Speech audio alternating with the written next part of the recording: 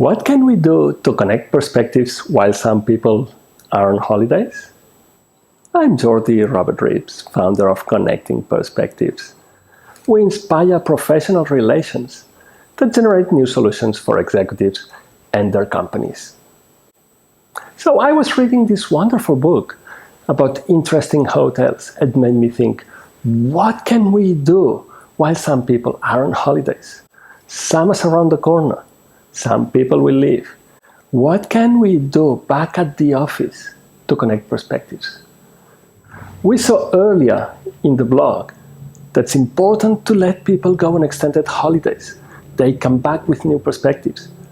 But what can we do back at the company while they're away? What are your ideas? What can you do? What have you seen happening? I look forward to hearing it.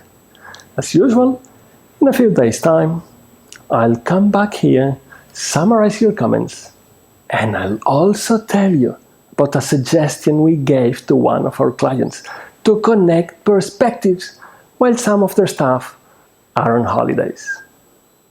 Keep connecting new perspectives.